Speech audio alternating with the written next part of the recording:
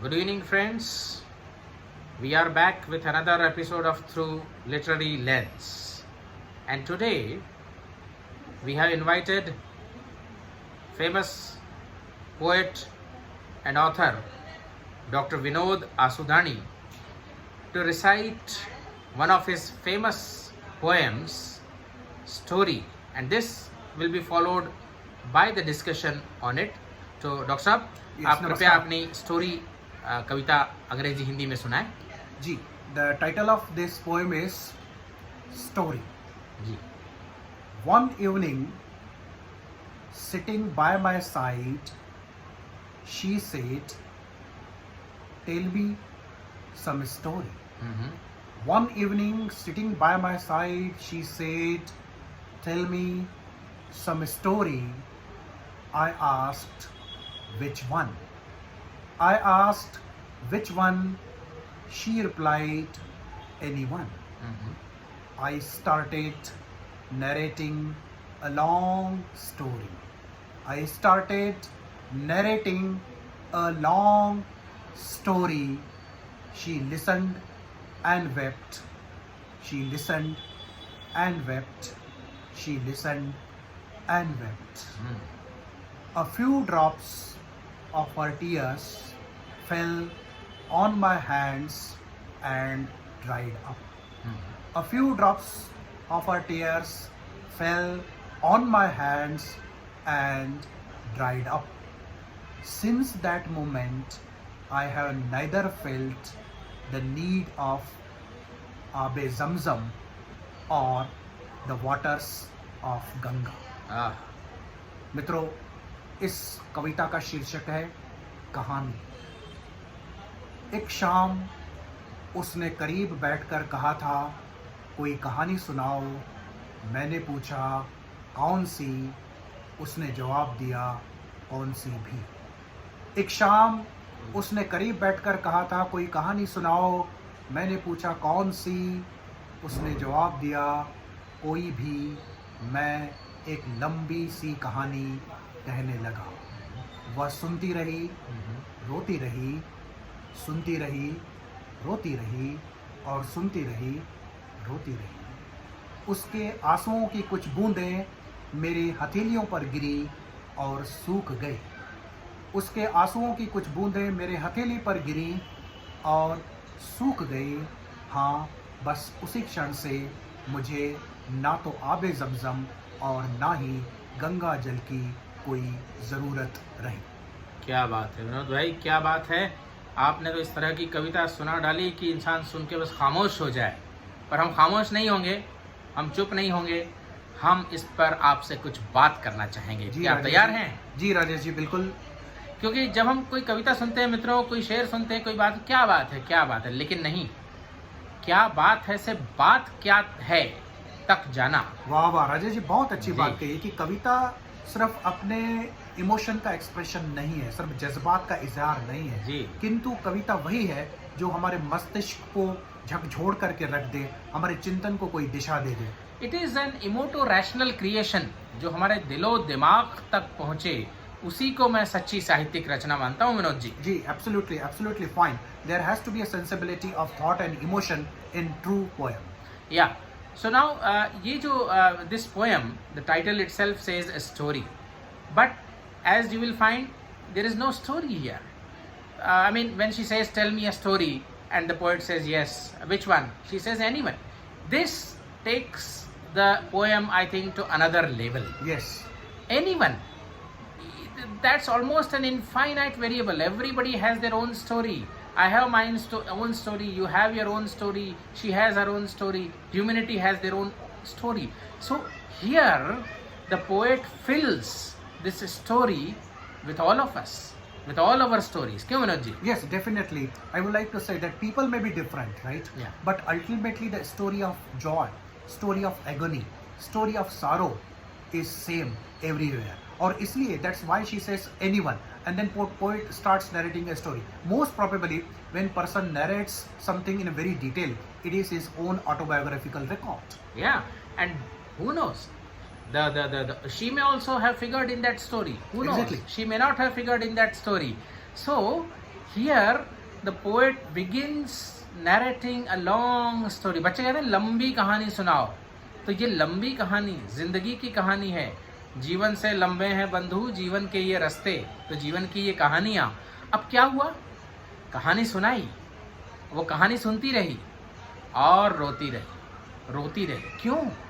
देखिए, अगर आप सतही रूप से सोचेंगे तो यहाँ से आके इस कविता का सेंस खत्म हो जाएगा आपके लिए। तो आपसे गुजारिश ये है कि लेवल 2 और 3 पर आइए। ये सिंबॉलिज्म जो है, ये प्रतीकात्मकता जो है इस कहानी की।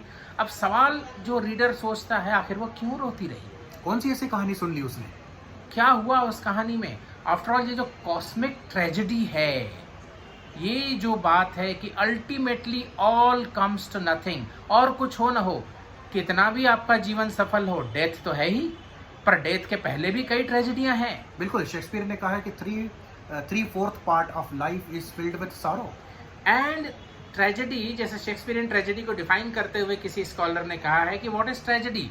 It is the loss of the immense value, wastage of the immense talent, that is the real tragedy. Unrealised potential is the greatest tragedy. यहाँ भी narrator narrates his own long tale of agony, vestige of potential, the butchering of his dreams perhaps, and the beautiful part is that he has found an empathetic listener. That is a rarity.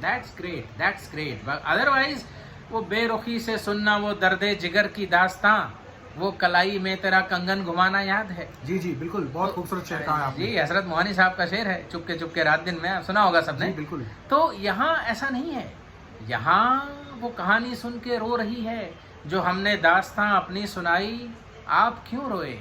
कयामत तो हमारे दिल पे आई, वाह साहब, वाह वाह। आप क्यों रोए? तो ये जो सुन के रोना है, का ये एम्पैथी जो है, ये रेयरिटी है, ये बहुत ही दुर्लभ चीज है।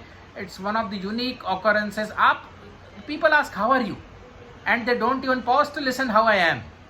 सो इस दुनिया में, in this cold and unresponsive world, if you find a empathetic listener, there is nothing like it. If somebody is moved by your life story, somebody is moved by the troubles and the sorrows that you have suffered, I think even the person may not be in the practical sense be able to provide any cure or solution, but empathetic listening itself cuts the sorrow by half.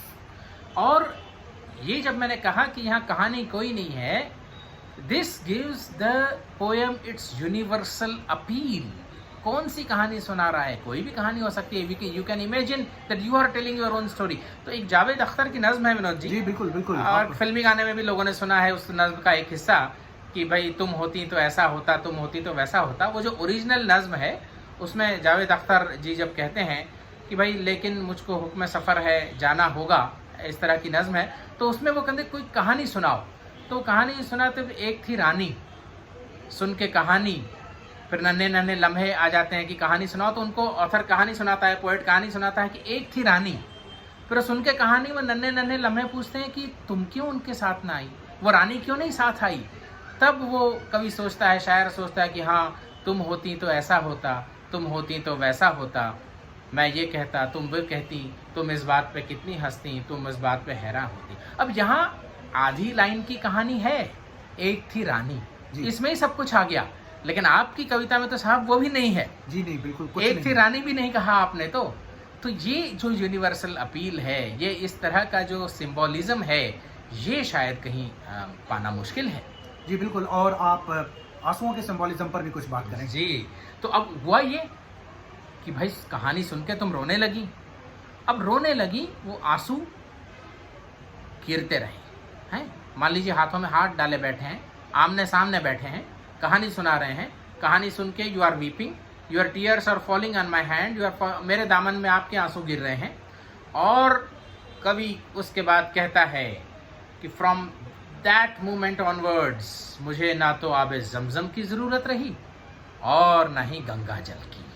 अब ये जो symbolism है, बहुत ही बड़ा symbolism है विनोद जी। जी definitely, I admit कि that I have tried to transcend जी. the purity of religion, and I want that empathetic humanity is perhaps Greatest more religion. than greatest religion. It is more than Hinduism, more than Islam, more than any other religion. आगे जमजम इस्लाम आ गया, गंगा जल हिंदू आ गया। Both these sources are considered to be the sources of purification. पाप धो देती है गंगा। मरते समय गंगा जल डाला जाता है और कई तो गंगा स्नान कराते हैं एडवांस में भी पाप धोने के लिए। जी, तो लेकिन मेरा तो ख्याल है साहब राजेश जी जी। कि किसी संवेदनशील व्यक्ति, जी। किसी सहृदय प्रीतम जी। प्रेमी का एक आंसू भी मिल जाए तो मुझे लगता है कि इंसान के सारे पाप धुल जाएंगे, वो जीवन ही पवित्र हो जाएगा।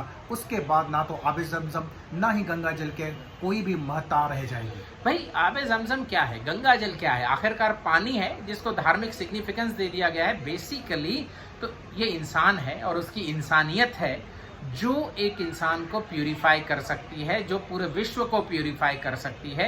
ये रिलीजन अपने सिंबल्स द्वारा सो कॉल्ड गंगा जल आप कितना भी छिड़क लो, आबे जमजम आप कितना भी छिड़क लो, लेकिन अगर इंसानियत नहीं है, और जो कि बड़े मतलब कष्ट की बात है कि सारे इतिहास में धर्म के नाम पर जितनी जाने गई हैं उतनी जाने कहीं और किसी नाम पर नहीं गई हैं। more lives have been lost in the name of religion than for any other cause. So if the humanity is there, then there is no need of any religion, no need of any supernatural agency. If one person is moved by the agony and sorrow of other, I believe that is the end. That is the high water of humanity, because we are connected, but that sense of connection, the sense of togetherness is lost somewhere, and there is all around us alienation. So this poem tries to restore the sense of connectedness between one person and another, and this link between the two persons is of love and empathy, understanding. And I think even religions initially were forged, initially were made for this purpose only, but with time they have lost their sanctity, they have lost their original purpose, and they are just being used for manipulative purposes as well as to just explain what is not actually explainable by them. So let us leave it at that. But basic message, basic contention of your poem is the restoration of humanity, is the restoration of the connect between two human beings, which it very beautifully exemplifies when the poet is telling the story and she is weeping and the tear drops are falling on the poet's hand, and this connection can redeem everybody. This can redeem humanity, this can redeem the world, and this can redeem Yes, the Rajesh, universe. you have said beautifully that this is the poem of redemption. Yeah. It redeems mankind of all the evils and ultimately places empathy at the highest pedestal.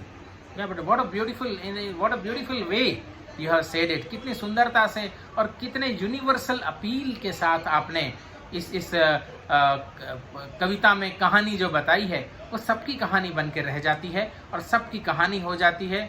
तो उस तरह से आपने जो प्रस्तुत किया है artistically भी, ये बहुत बड़ा अचीवमेंट है मेरे ख्याल से, और पूरे दुनिया में इस कविता को जाना चाहिए, इस कहानी को, आपकी कविता में छिपी कहानी को और कविता में छिपे रिडेम्पशन को जाना चाहिए सब तक, और पाठक इसको पढ़ें, समझें, सुने और अपनी राय भी दें हमें। बहुत बहुत शुक्रिया, बहुत बहुत धन्यवाद राजेश जी, आपने इस कविता की इतनी तारीफ की। Really I am grateful to you that you have appreciated this poem so much.